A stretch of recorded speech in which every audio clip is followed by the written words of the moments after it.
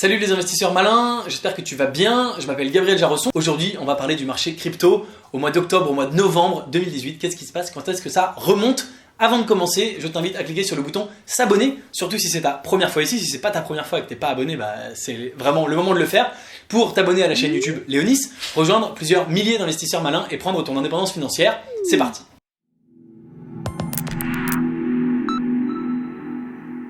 Je commence par m'excuser parce qu'il fait déjà nuit, c'est l'hiver, ça y est, donc j'ai un peu des ombres dans la gueule, mais c'est pas grave, ce qui compte c'est le contenu. Le marché crypto, il est complètement stable depuis des semaines et des semaines, depuis des mois et des mois. À chaque fois qu'il repart un petit peu à la hausse, eh bien non, il nous fait des faux espoirs, il nous fait des feintes, il revient à la baisse. Grosso modo, c'est 200 milliards avec bien sûr une grosse dominance du Bitcoin. Et on alterne entre 220 et 190, mais ça bouge pas depuis des mois, depuis des semaines qui sont maintenant devenues des mois. Alors tu te poses peut-être la question, quand est-ce que ça remonte enfin? Eh bien, évidemment, tu t'y attends, j'ai pas la réponse miracle, j'ai pas la recette magique, je ne lis pas encore l'avenir, mais c'est finalement une bonne nouvelle qu'il ne remonte pas de sitôt, pour plusieurs raisons. Premièrement, ça nous permet d'épurer les faibles, entre guillemets, c'est-à-dire qu'il y a un certain nombre de personnes qui disent « Bon, les cryptos, décidément, c'est pas pour moi, j'ai perdu tout mon argent, ça ne remonte pas, donc tant pis, j'arrête. » Et ils resteront seulement les gens les plus convaincus de cette technologie, les gens les plus résistants, si je puis dire, c'est la survie du plus fort, comme Darwin. Il y a tout un tas de personnes qui sont en train de se dégoûter des cryptos en disant « Putain, ça remonte jamais, c'est horrible ».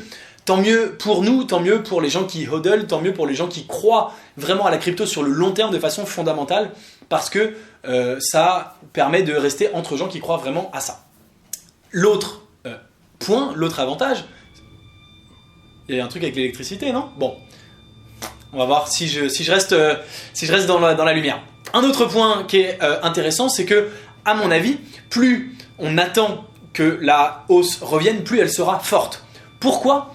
Eh bien tout simplement parce que l'état du marché, il se passe beaucoup de choses, le marché reste stable, or il se passe énormément de choses. Il se passe tout un tas de nouvelles, tout un tas de nouveaux projets, tout un tas de projets existants qui s'améliorent, qui sortent des versions suivantes, qui sortent des mainnets, qui sortent des machins, tout un tas de partenariats entre les cryptos et les institutionnels, tout un tas d'institutionnels qui annoncent qu'ils vont venir se lancer dans la crypto, tout un tas notamment, tu vois, on l'a vu avec les ETF, mais il y a plein d'autres sociétés qui s'allient, qui s'associent avec des projets crypto, etc., etc.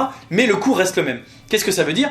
Eh bien, ça veut dire que on a tout un tas de hype qui arrivent et qui font pas monter le cours. C'est tout simplement parce que le cours il était tellement haut, même à 200 milliards, il était peut-être un peu haut par rapport à ce que ça représentait. Maintenant, quand finalement ça va repartir à la hausse, eh bien on va se dire, regarde, il y a eu une hausse en décembre 2017, janvier 2018. On est monté par exemple au Bitcoin à 19K, alors qu'à l'époque on n'avait rien. Et on va dire, regarde, aujourd'hui, on a tellement d'autres choses, donc on peut monter potentiellement encore plus haut. Donc ça c'est une deuxième chose pour laquelle je pense que cette hausse n'est pas un problème.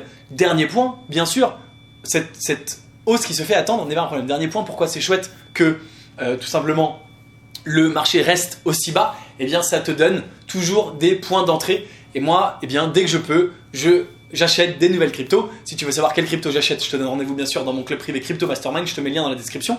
Mais tu n'as aucune excuse si quand les cryptos vont exploser, tu ne deviens pas richissime, tu ne deviens pas millionnaire, parce que pendant des mois, tu auras eu l'occasion d'acheter des cryptos pas chers. Pendant des mois, tu auras eu l'occasion de faire tes courses en solde et d'acheter des cryptos qui valent rien. Et quand on voit des projets qui avancent, qui se développent, et déjà il y a 6 mois c'était des bons projets, aujourd'hui ils valent peut-être 1/10 de ce qu'ils valaient.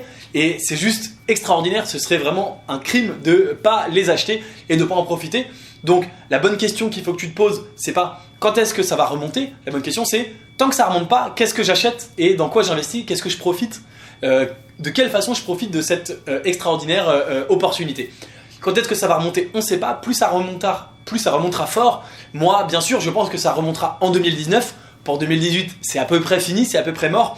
Et notamment, il y a entre autres l'ETF qui devrait arriver. Moi, je l'ai annoncé il y a déjà plusieurs mois. J'ai annoncé qu'il n'arriverait pas en 2018, mais qu'il arriverait en 2019.